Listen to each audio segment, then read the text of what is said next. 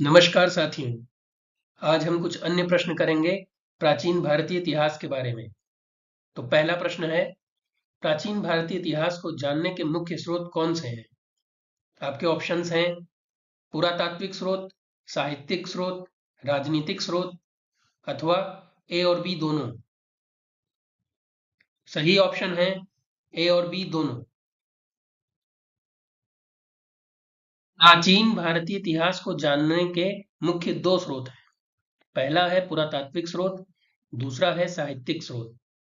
पुरातात्विक स्रोत के अंतर्गत भी 5 अन्य प्रकार के स्रोत आते हैं।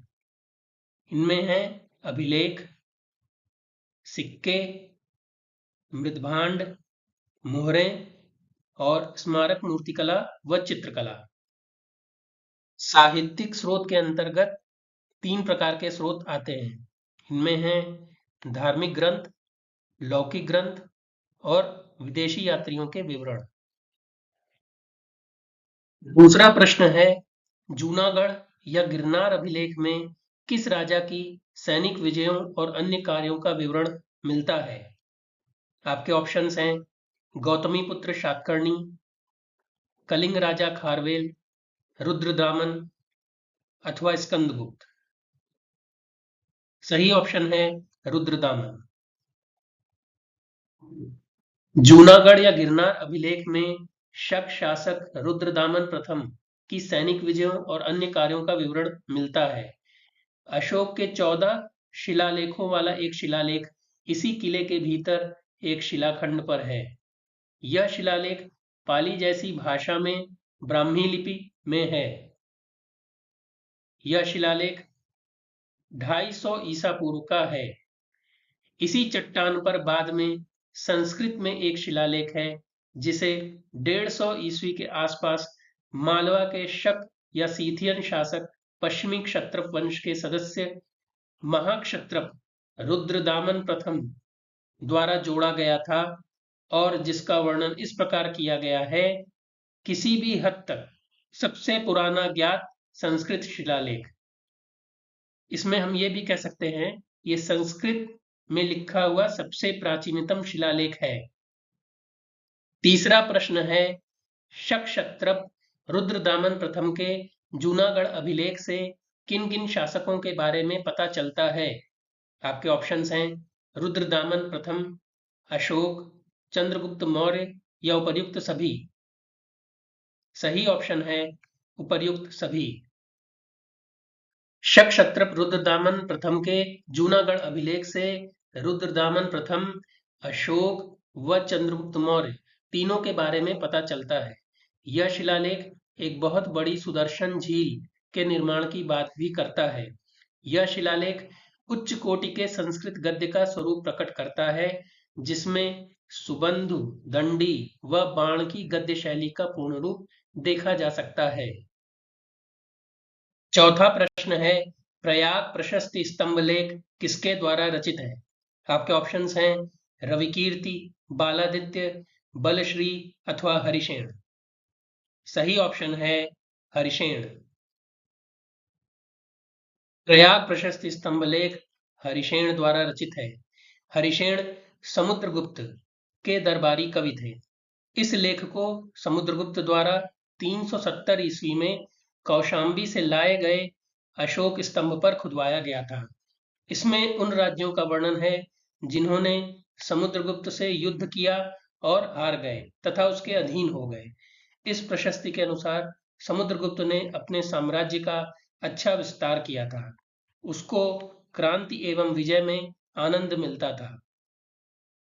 पांचवा प्रश्न है, नासिक गुहालेख किसकी धार्मिक नीति की जानकारी प्रदान करता है? आपके ऑप्शंस हैं गौतमीपुत्र शातकर्णी, वशिष्ठपुत्र पुलमावी, यज्ञश्री शातकर्णी अथवा सीमुख। सही ऑप्शन है वशिष्ठपुत्र पुलमावी। नासिक गुहालेख मुख्यतः गौतमीपुत्र शातकर्णी का वर्णन करता है, जो वशिष्ठपुत्र पुलमावी का पिता था।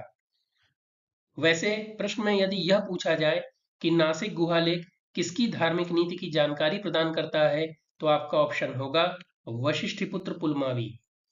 वशिष्ठिपुत्र पुलमावी गौतमी पुत्र शातकर्णी का पुत्र था।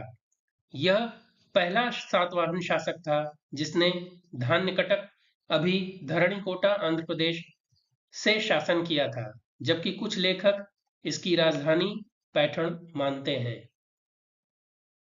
छठा प्रश्न है, हूण आक्रमण की सूचना एवं कुमारगुप्त के उत्तराधिकार की सूचना किस अभिलेख से प्राप्त होती है? आपके ऑप्शंस हैं नासिक अभिलेख, मंदसौर अभिलेख, ग्वालियर प्रशस्ति एवं भीतरी स्तंभ लेख। सही ऑप्शन है भीतरी स्तंभ लेख। सैदपुर गांव गाजीपुर उत्तर प्रदेश से भीतरी स्तंभ लेख प्राप्त हुआ है। यह लेख गुप्त साम्राज्य के शासक स्कंदगुप्त के बारे में जानकारी देता है। यह लेख लाल पत्थर के स्तंभ पर लिखा गया है। यह स्तंभ किसी मंदिर के सामने लगा ध्वज था। यह लेख मुख्यतः संस्कृत भाषा में लिखा गया है। इसमें स्कंदगुप्त के शासनकाल और कुमारगुप्त के उत्तराधिकार का वर्णन है। इसमें पुष्यमित्रों के आक्रमण का भी वर्णन है। ट्रेगियर महोदय ने सबसे पहले इसे देखा था एवं अलेक्जेंडर कनिंघम ने इसके चारों ओर की मिट्टी हटाई थी। सातवां प्रश्न है, मंदसौर अभिलेख से किस शासक की सैन्य विजयों के बारे में पता चलता है? आपके ऑप्शन हैं खारवेल, यशोधर्मन, विजयसेन या पुलकेशिन द्वितीय। सही ऑप्शन है यशोधर्मन। मालवा नरेश यशोधर्मन विष्णुवर्धन का मंदसौर अभिलेख मंदसौर मध्य प्रदेश में स्थित है। इसकी भाषा प्राकृत पाली मिश्रित संस्कृत भाषा एवं लिपि जो है गुप्त है। इसका लेखन काल 532 ईस्वी माना गया है।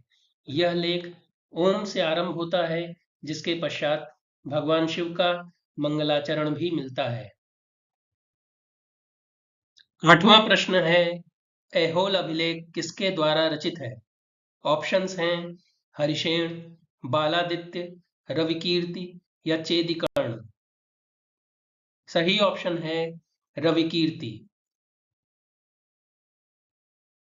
ऐहोल अभिलेख रविकीर्ति द्वारा रचित है। इसकी रचना 7वीं सदी की है तथा इसकी भाषा संस्कृत है। यह अभिलेख पुलकेशिन द्वितीय व हर्षवर्धन के मध्य हुए युद्ध के बारे में बताता है, जिसमें हर्षवर्धन पराजित हुआ था। इस अभिलेख में संस्कृत के महान कवि कालिदास का वर्णन भी मिलता है। नवा प्रश्न है, ग्वालियर प्रशस्ति की रचना किसके द्वारा की गई थी? आपके ऑप्शंस हैं हरिशेन, रविकीर्ति, गोविंद चंद अथवा बालादित्य। सही ऑप्शन है बालादित्य। इस शिलालेख की रचना बालादित्य ने किया था, जो विशुद्ध रूप से संस्कृत भाषा में लिखा गया था। यह शिलालेख गुर्जर प्रतिहार शासक मिहिर भोज की उपलब्धियों और विजयों का उल्लेख करता है।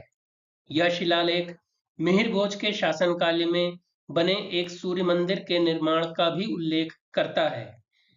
इस शिलालेख में नागभट्ट प्रथम के एक म्लेच्छ आक्रमण को निष्फल करने का भी उल्लेख मिलता है।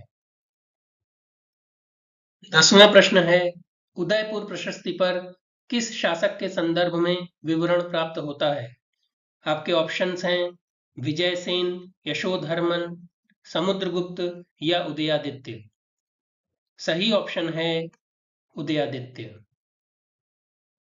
उदयपुर प्रशस्ति परमार वंशीय शासक उदयादित्य भोज व अन्य शासकों के बारे में बताता है।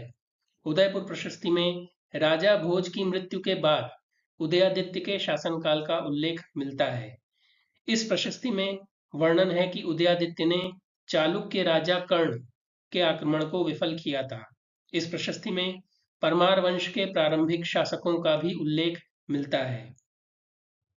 यदि वीडियो पसंद आया हो तो please like, share and subscribe. धन्यवाद।